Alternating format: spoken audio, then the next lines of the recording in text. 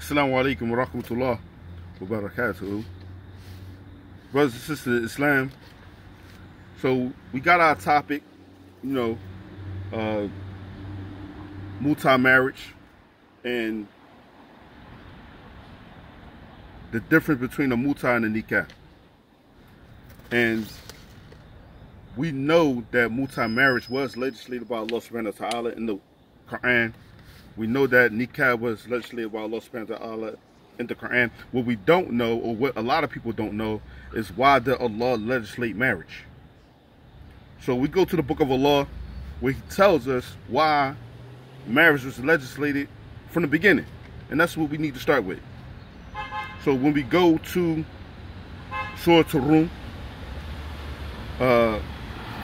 Surah 30, ayat number 21, and Allah says, and among His signs is this, is that He created for you mates from among yourselves, that you may dwell with them in tranquility, and Allah will put mercy between you all, between your hearts.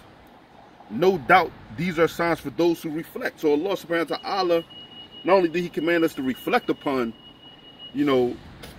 this mercy between ourselves and our mates, and that Allah was going to be the one to put that tranquility between us, that love between us, and Allah was going to be the one to put that mercy between us, so that we can dwell with each other upon this earth. You know what I mean? Allah again says in Surah An-Nahl, Surah number 16, ayat number 72, and Allah has made for you mates of your own nature. Meaning that Allah created for you a mate from your own nature, from among your own species. He didn't create a dog to be your mate. He didn't create an animal to be your mate. He created another human being, a man with a woman and a woman with a man, to be your mate. From among your own species, from among your own kind. And made for you out of them, out of a man and a woman came what? Came sons and daughters and grandchildren. And Allah has provided that sustenance for you. So you don't have to worry about money. Because what did Allah say? Do not kill your children out of fear of want. Do not kill your children out of fear of want. So again, we know from the Messenger of Allah sallallahu alaihi wasallam that a man who increases his family, Allah will increase for him his wealth so that he's able to take care of his family. It's simple, man. It's simple. So we got reason number one. Allah created this marriage institution so that we can build family. So that we can build family. And if you know anything about dunya, even about dunya, that the people that run this dunya right now are families. Huh? But they not in allegiance with Allah subhanahu wa ta'ala. They in allegiance with the shaitan. So, but they are families nonetheless. So what about our families? How are we going to build upon our families to help our situations in life? So that's reason number one. Allah has created for you marriage institution for family. Let's get right to reason number two, because people want to honeycoat this thing. They want to pass it. They want to bypass it. They want to go around it. You can't go around it, man. We know for sure and for certain that the next reason that Allah subhanahu wa ta'ala created the marriage institution was to stop mankind from committing open zina, secret zina. You know what I mean? Open, lewd, and lascivious acts that we find prevalent among the society today.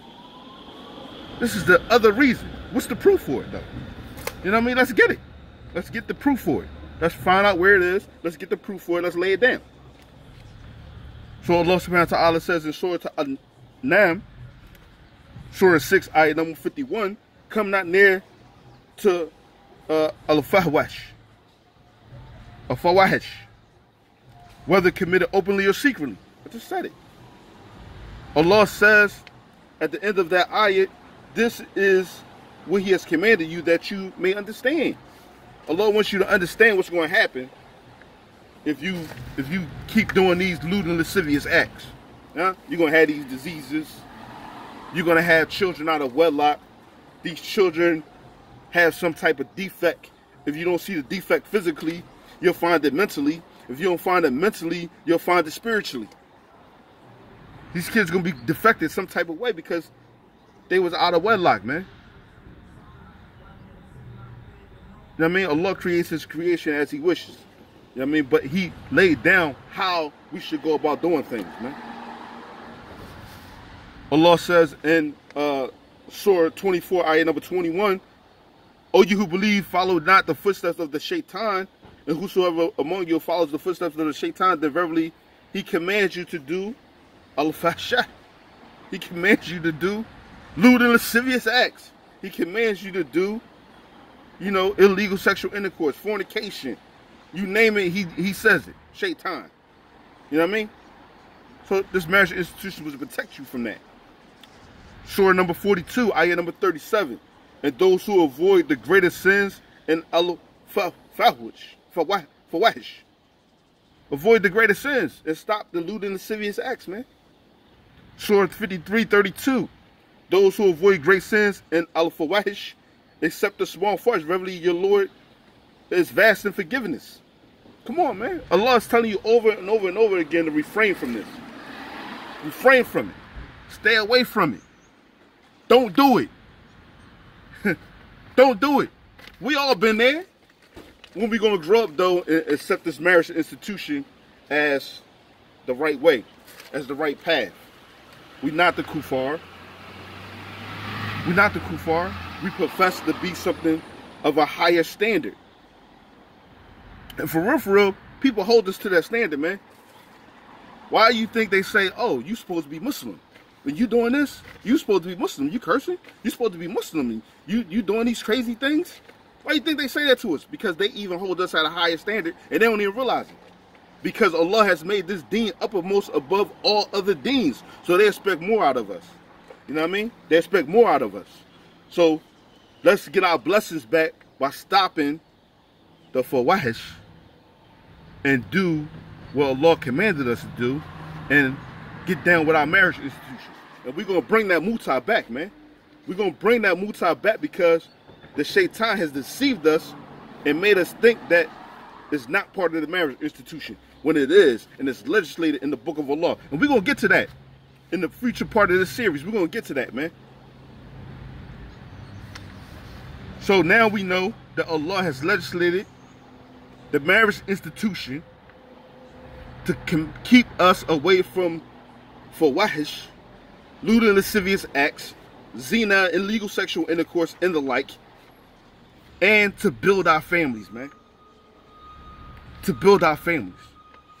So we got that. So now we're going to get to the next part, inshallah. You know what I mean? What is the difference between a Mutah nikah and a regular nikah? We're going to get to that in the next part. And I'm going to get back to you with that in the next few hours, man. I'm not going to wait days to get back to y'all, man. I'm going to get back to y'all in the next few hours. I'm at work right now. And we're going to make this thing happen later on today. Holla at me. Watch these videos. Look up the proofs. Start researching on your own. And don't let nothing hold you back from following the path that Allah has laid down in his book, man. It's a guidance and a mercy for all mankind, man.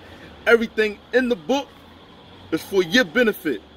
This is a book with no doubt. Ain't nobody change it. It's not going down like that, man. We got the hawk. As long as we got the hawk, man, we not going to be stopped. Holla at me. This your brother Yusuf signing off. Assalamu alaikum wa rahmatullahi wa barakatuh. 1.